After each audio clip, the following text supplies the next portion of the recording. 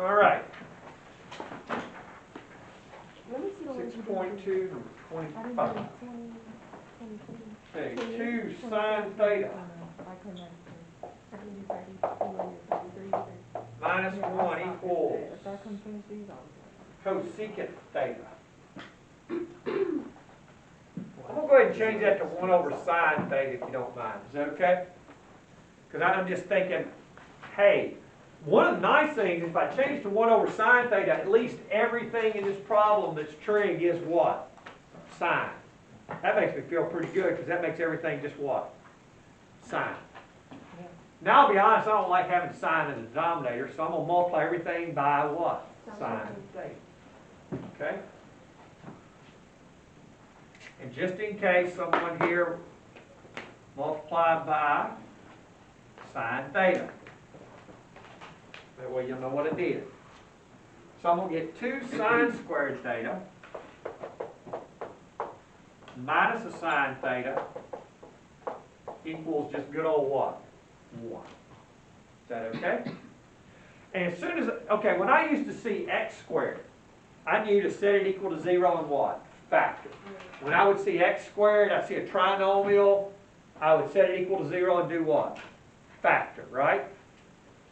So that's what I'm going to do. Because look, I got sine squared and then I got plain old sine. Yes, even though Mr. Travis has a fit that teachers teach that.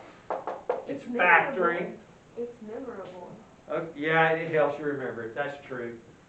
And we got ways we try to teach you to memorize other things. So, yeah, you got a point. You remember it. Maybe it's because Mr. Evans doesn't know how to do it. He just knows how to factor.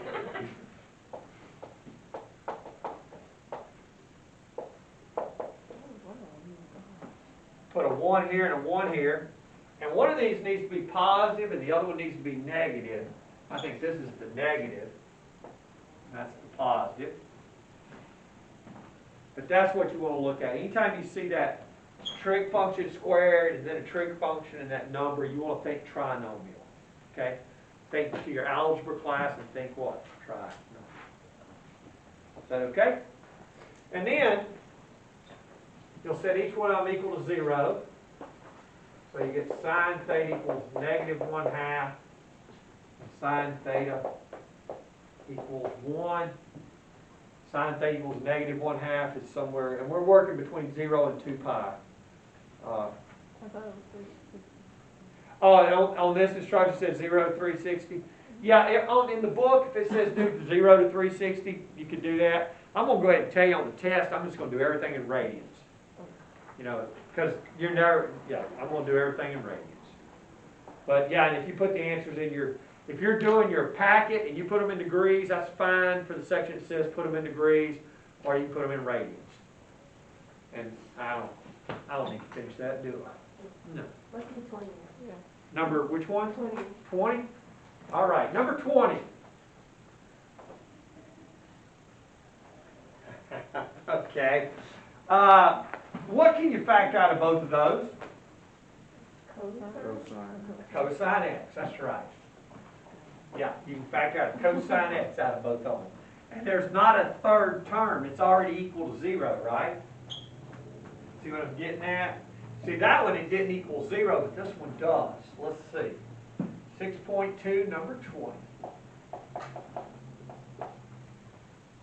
2 cosine squared x minus square root of 3 cosine x equals 0. Since it's just 2 terms and it's not, the second one's not a perfect square, let's just factor out one out of both of them. Cosine x.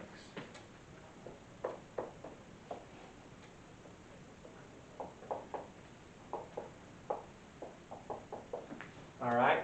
Now this one looks really nasty, but remember, square root of 3 over 2 is something we know how to deal with. Because when you set that one equal to 0,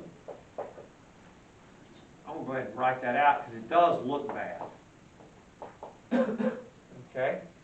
You're going to add the square root of 3, and you're going to divide by 2, and presto, there is something that is what? On your unit circle. Yeah. So don't panic when you see square roots of 3, because you know those are on the unit circles, or square roots of 2, because you know those are what? On your unit circle. So you can, so you're going to get pi over 2, 3/2 pi, and then for cosine of x is equal to square root of 3 over 2, pi over 6, is that right? Pi over 6 for this one. And what else? 11, 6 pi?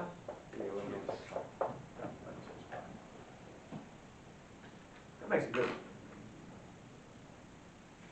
All right. Now, let's look at 6.3 a second. Let's flip over to 6.3. You will notice I'm going to assign, when you look on Canvas, 7 through 18, and I gave you really good examples to do all those. The biggest number he ever puts there is a 3x or a 2x. All right?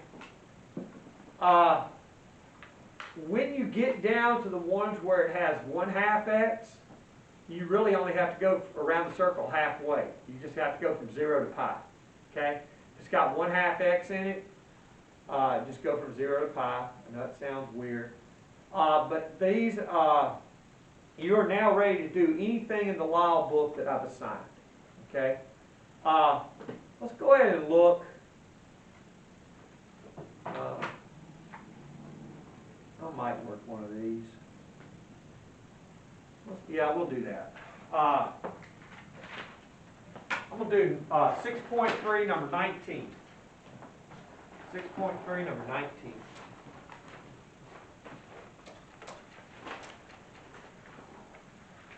Okay. Yeah, I don't need to just chat about what to do with that 1/2. I need to actually work.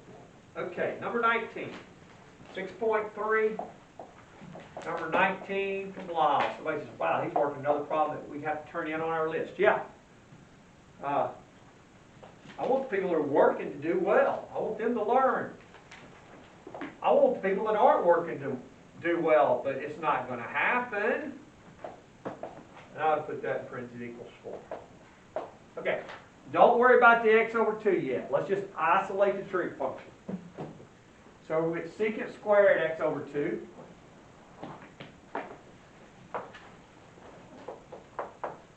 Equals 1/2. So everybody okay with that? Divide by 8. Then I'm going to do what to take care of that secant? I'm going to take the what? Square root. So I'm going to get secant x over 2 equals positive or negative 1 over the square root of 2. And I get really excited about that because I'm thinking cosine, right? Oh, wait. Whoa. Mr. Evans. This is really cool. Okay. Do you realize we can't work secant? Right? So we're going to make that cosine x over 2. But then if we take the reciprocal of this side, what do we have to do to this side? And then we find out that that can't happen. Because there is no place on your unit circle where the cosine equals a positive or negative square root of 2. It's undefined, empty set. This is a good one because, yeah, remember the cosine can never equal a number larger than 1 or smaller than what? Negative 1. And the square root of 2 is what? Bigger than 1. So this one's an empty set. And they're being tricky on that because, see, they got secant equals, but that's what the cosine would equal, right? Yeah. So that was a tricky one there. I'm going to work another one because I want to work one that I actually work all the way through that's not an empty set. Y'all see why? If you ever get cosine equals a number bigger than 1, doesn't happen, right? You ever get cosine equals a number smaller than negative 1, what? Never happens. I should have looked at the instructions on that one before I worked it. Let me see. Ooh, let's work 20. No, you already know how to work 23 because I worked one like it just a little while ago. Yeah, 29. Yeah, let's work 29. Here we go. 29. It's out of 6.3, right? 6.3, yes, sir. 6.3, 29.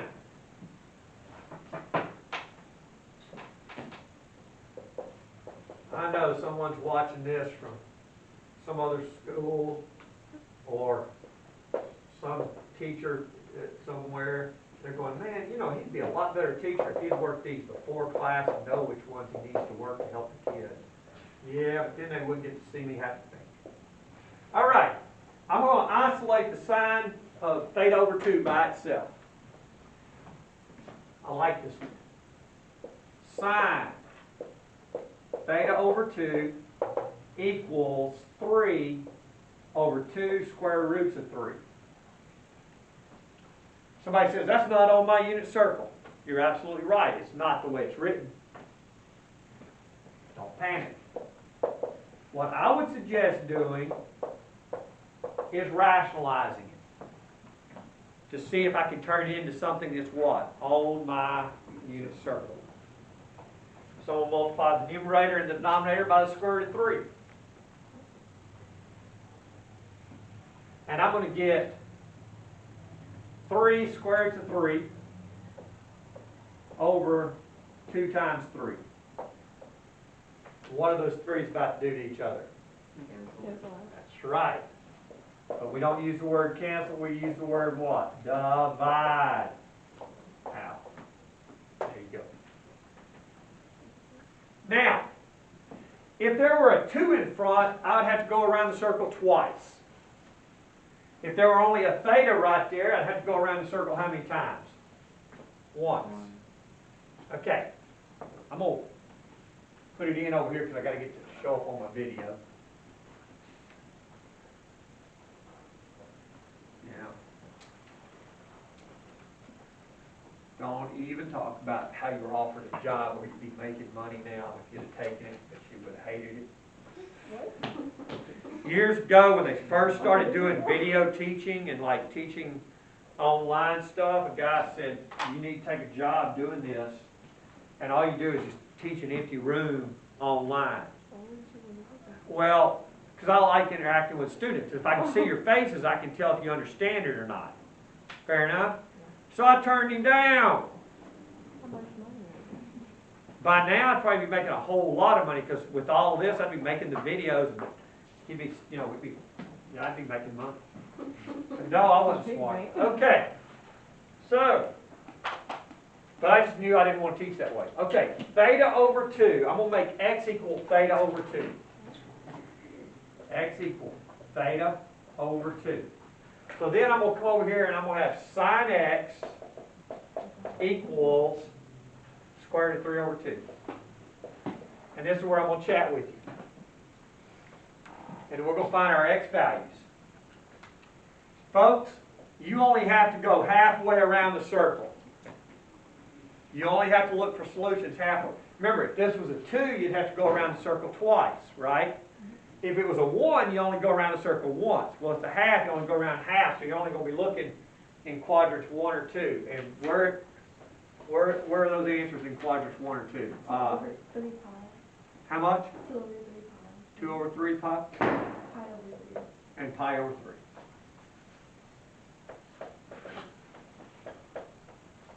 Okay, now, you've done that, but you don't want to know what your x answers are, you want to know what your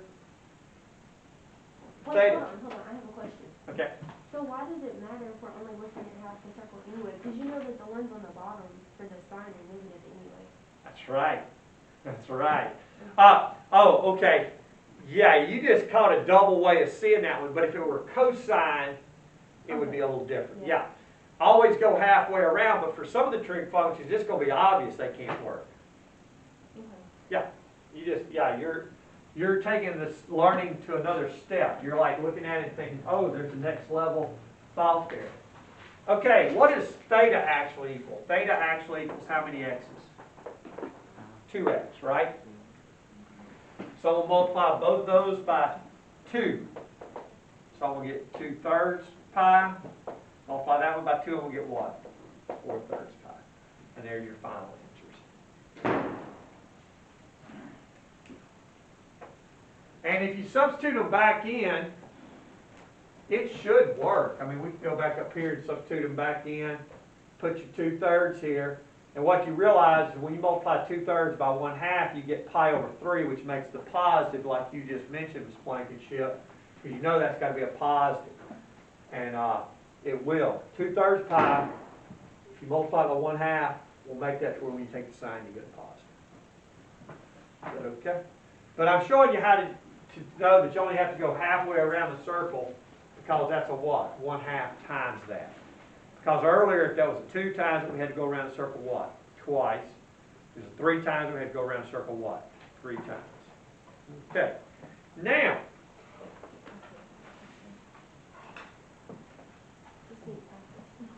yeah, it's practice. And it's learning to read your unit circle. I don't get the going around the circle. Okay? I do, but I don't. You just don't want to do it that way. You just, now, the great thing is, say you went all the way around the circle on this one, okay? Say you went all the way around the circle 3 times, and then you multiply them all by 2. You would get legitimate solutions. They would just all be bigger than 2 pi. I think I just need to do it again. Yeah. I feel like there should be a shorter way to do this. There's not. Somebody has to come in, because I can't imagine sitting here all day doing this. And this is the short way. This is a long way. The long way. Well, okay. Never mind, don't show us. Yeah. This is a long way. All right. I'll show you the long I way. don't even know the short way. Okay. Say you had sine to the 4x. Sine 4x equals 1/2, right? Well, what you're supposed to do is this would be the hard way to do it, since they want to know, is you make that 2 sine 2x cosine 2x equals 1/2 by using the trig identity. Okay. Then you make that 2 times 2 sine x cosine x. Then you use the trig identity for this one and make it cosine squared x minus sine squared x equals 1/2. Notice now you have them all just in terms of what? X. See, but that makes sense. Oh, it's going to make sense until we try to factor it. Okay, carry on. There, okay. So, first thing we'll do is I'm going to multiply both sides by 2. All right? So that's going to become a 4 right there. 2 sine x cosine x cosine squared x minus sine squared x equals 1. All right. So, then 4 2 sine x cosine x, and I kind of want to distribute it out and multiply it by both of these, all right? And if you do that, you're going to get cosine cubed for the first one minus 2 sine cubed x cosine x minus 1 equals 0. And then you have to be able to factor that. Yeah, you're right. Let's not do Okay, yeah. You see what I'm getting at? Yeah. You get to the point where it becomes too complicated, and you know why? Because it would be hard to find these. You're going to get stuff you can't find on your unit circle. Yeah, you'll get factors that you don't want to do. But yeah, that's what you would do if you didn't want to learn this one. All right, Mr. Evans, having fun. Okay, I got to teach again next hour. I'm going to teach next hour too. Let's keep